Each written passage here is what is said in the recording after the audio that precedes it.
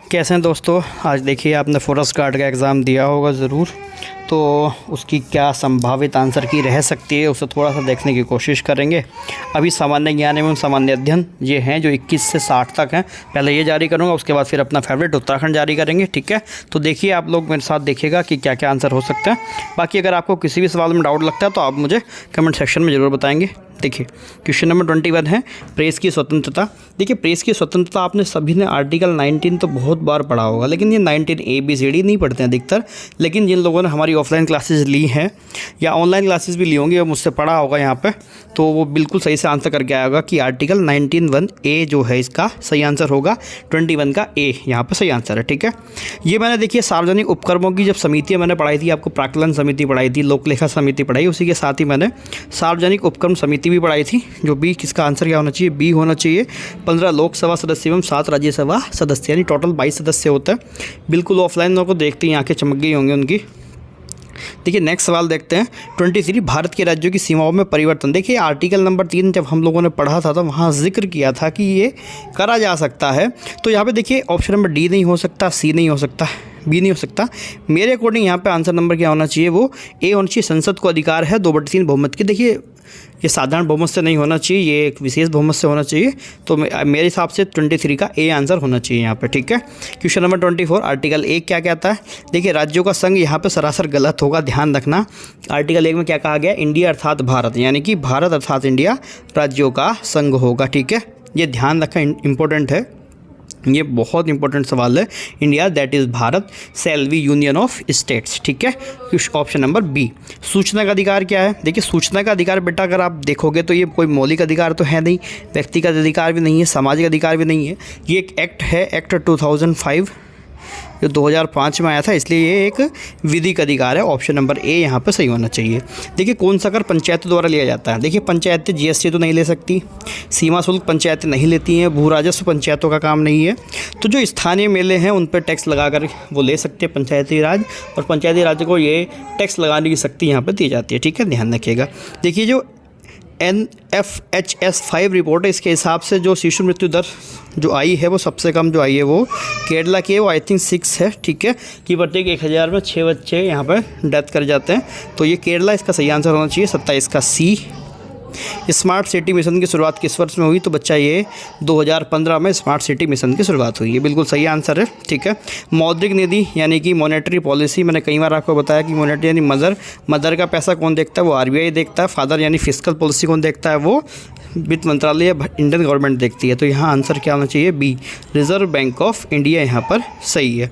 भारत में कौन सा ग्रामीण गरीबी निवारण कार्यक्रम सबसे पहले शुरू किया गया था? वो हमें देखिए इसका सही आंसर जो होना चाहिए वो ऑप्शन नंबर डी होना चाहिए। एकीकृत विकास कार्यक्रम जो है वो इसका सही आंसर हो जाएगा। ये सुंदरवन कहाँ पाया जाता है? आप सभी देखते हैं कि वहाँ पर मिलता है आपका पश्चिम बंगाल में। तो ये कौन से वन होते हैं? ज्वारीय वन होते हैं। तो 31 का क्या होना चाहिए? बी होना चाहिए। 32 ICC महिला T20 19 वर्ल्ड कप ये कहाँ पे हुआ था? ये अफ्रीका का एक हिस्सा था, पोस्टरूम, ये वहाँ पर हुआ था। तो ये इसका सही आंसर है।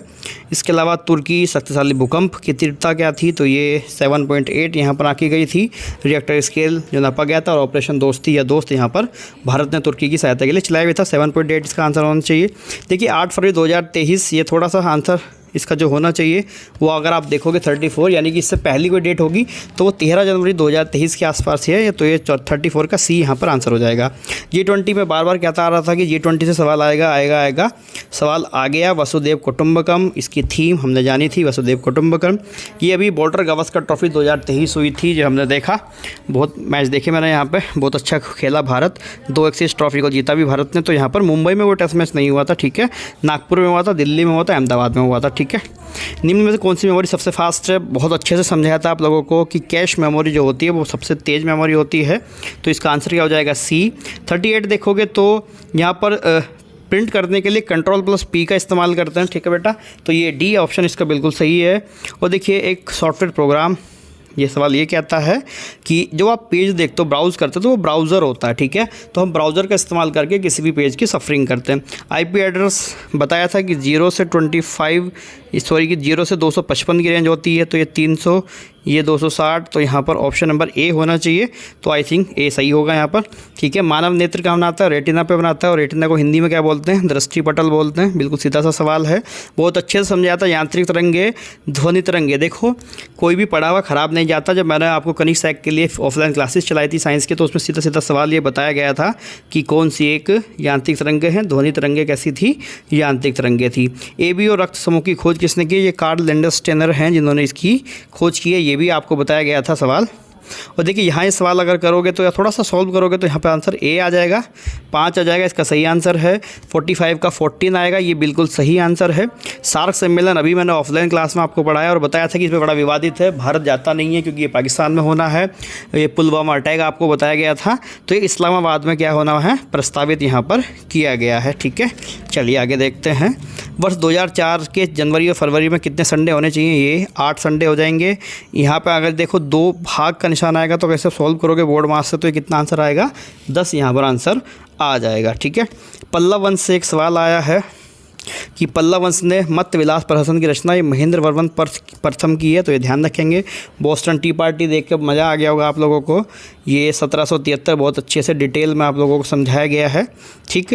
क्रांतिकारी चटगांव शस्त्रागार बिल्कुल आपको बताया गया था। सूर्य सेन जो थे 1930 के आसपास, उन्हें यहाँ पर उन्होंने एक शस्त्रागार को लूट लिया था, तो ये इसका सही आंसर है।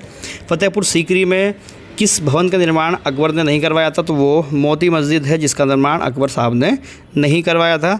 निहिलिज्म का विकास किस देश में हुआ? तो ये रूस में हुआ था, ठीक है। फ्रांसीसी क्रांति हमने पढ़ी, वहाँ नहीं है।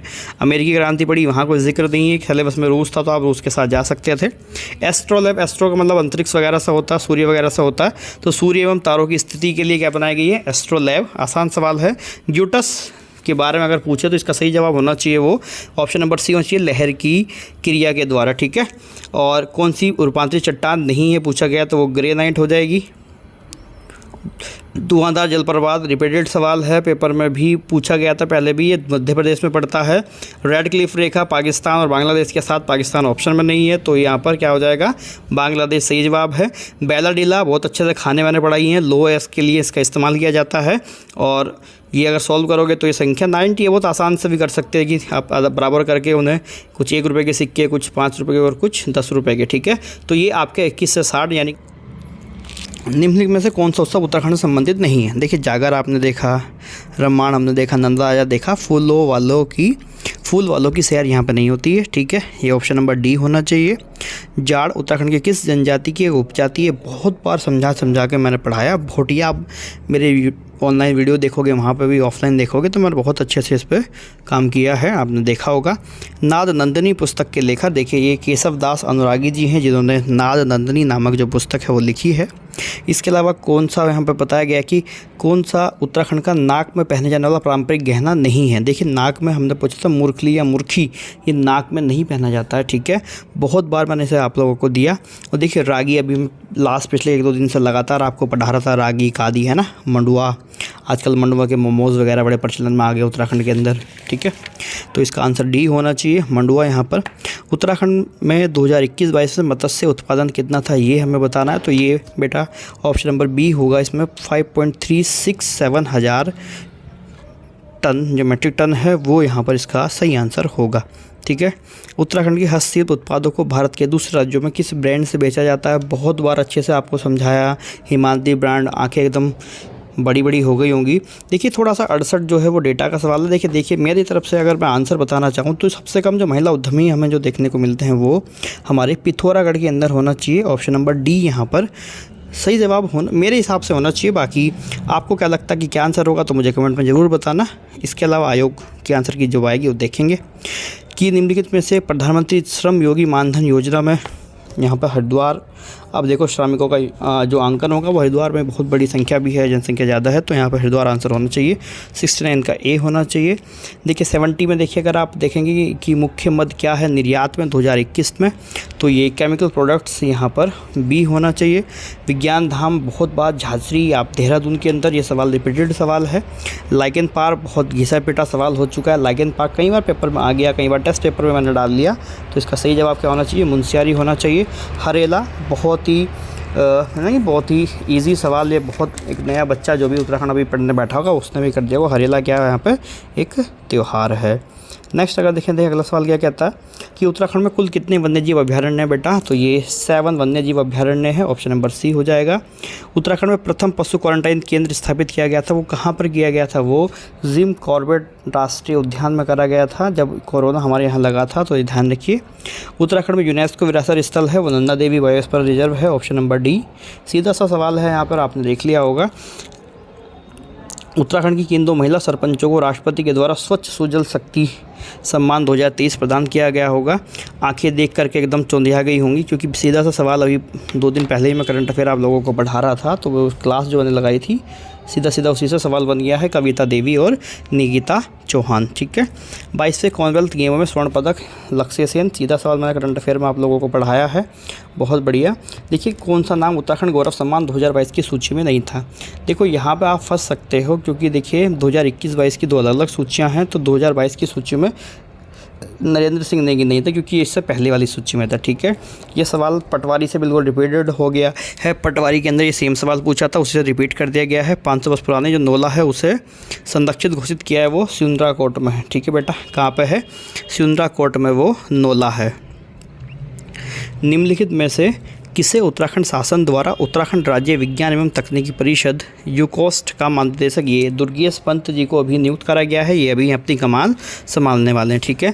नेहरू पर्वतारोहण संस्थान ये उत्तरकाशी में है, और मैंने आपको बताया था कि द्रौपदी का दांडा भी उत्तरकाशी में है। इसके अलावा देखिए यहाँ पर भूस्खलन हिमस्खलन हुआ और यहाँ पर कुछ लोगों के मारे जाने की खबर थी, तो इसका सही आंसर होना चाहिए सी।